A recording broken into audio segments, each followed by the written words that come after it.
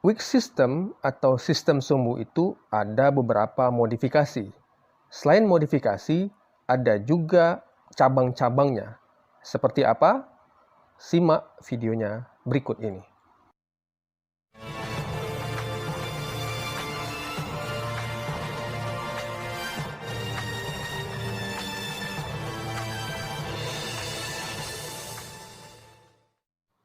Assalamualaikum warahmatullahi wabarakatuh. Sahabat semuanya, jumpa lagi dengan saya di channel ini. Kali ini saya kembali menguraikan tentang sistem sumbu atau wick system. Nah, bagi sahabat semua yang baru menyimak video tentang sistem sumbu ini, sebaiknya dilihat video saya sebelumnya yang menyampaikan soal ada 3 modifikasi sistem sumbu. Nah, kalau sudah melihat itu baru bisa kita sampaikan ke sistem yang lain ini. Sistem sumbu juga, tapi dia saya sebut dengan sistem sumbu bercabang atau sistem sumbu bertingkat. Nah, ini tentu berbeda dari beberapa atau 3 sistem yang sudah saya uraikan sebelumnya. Jadi kalau sebelumnya itu ada 3 macam ya yang kita gunakan, utamanya ada sistem kapilaritas karena semua sumbu itu pasti menganut sistem kapilaritas. Maka yang ini berbeda, ada cabangnya lagi. Selain kapilaritas juga ada sistem yang lainnya yang kemudian dia bercabang. Yang pertama adalah ini ya, sistem cabang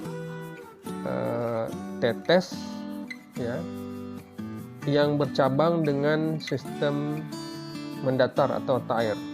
Jadi kalau Anda lihat tadi ya video ini, dia menetes dari atas. Kan sebelumnya kita uraikan bahwa sistem itu ada 3 ya.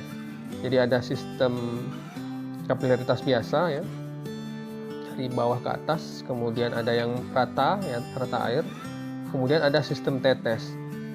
Nah, modifikasi baru yang bercabang ini adalah yang dari atas itu ya, dari atas tetesnya lalu diteteskan ke sumbu di bawah ya.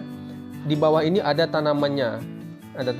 Tetapi selain tanaman ada juga sumbu-sumbu lainnya. Jadi coba lihat ini ya. Ini dia airnya menetes lalu dialirkan ke sumbu ini. Ada beberapa ya. Coba dihitung ini. Ada beberapa tanaman. Ini pot utamanya atau polybag utamanya adalah tanaman tomat ya. Ini tomatnya ya, pohon tomatnya. Bahkan ini ada buahnya ya. Saya tunjukkan ini ada buahnya. Ini pohon utamanya adalah pohon tomat. Lalu di cabang-cabangnya itu ada lagi.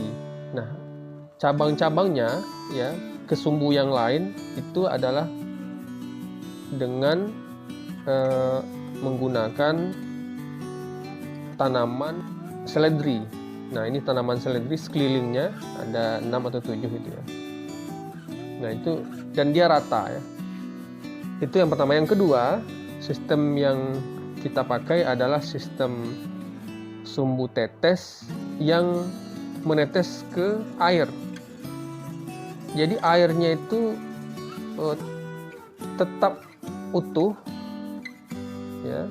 Lalu dari air itu dicabangkan lagi ke tanaman yang lainnya. Ya, ini coba dilihat instalasi aquaponik. Lalu ada sumbu diteteskan ke bawah, dia menetes ke wadah yang di sini juga diisi dengan azolla. Lalu dari wadah ini ada lagi sumbu yang mengarah ke tanaman yang lainnya. Dalam hal ini juga seledri. Jadi dan ini sistemnya dari air itu, dari air yang di bawah itu naik ke atas dia sistemnya. Jadi ini ada sistem dari atas ke bawah atau kapilaritas ya. Ada juga yang mendatar nih seperti ini, naik dia ke atas. Tapi ada juga yang saya buat mendatar, karena seledri ini sepertinya dia cenderung airnya tidak begitu banyak, asal tidak kering ya. Karena kalau kita pakai sistem tetes pada seledri, maka langsung ya, kalau seledri diteteskan itu terlalu banyak airnya. Kalau saudara atau sahabat semua lihat video saya sebelumnya, sebaiknya sistem tetes itu pada tanaman yang lebih besar ya, yang memang perlu asupan air yang banyak. Nah, kalau tanaman-tanaman yang asupan airnya sedikit, maka cukup dengan sistem kapilaritas itu. Jadi sumbunya mengambil, tanaman itu mengambil air dari bawah lalu disedot dengan sarana sumbu, yaitu disebut dengan sistem kapiler atau sistem kapilaritas. Nah, dengan adanya wadah ini, maka kita tidak perlu terus-menerus mengisi wadah itu dengan air, tapi dia otomatis diisi dengan tetesan air itu.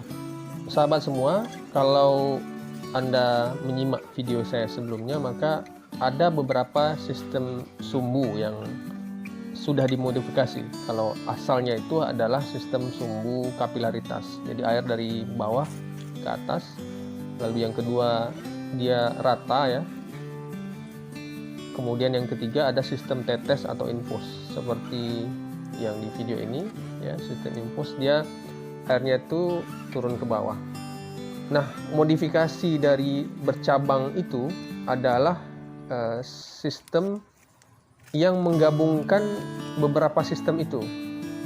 Jadi yang pertama tadi, sistemnya itu dari tetes digabungkan dengan sistem mendatar, tapi menggunakan langsung dengan wadah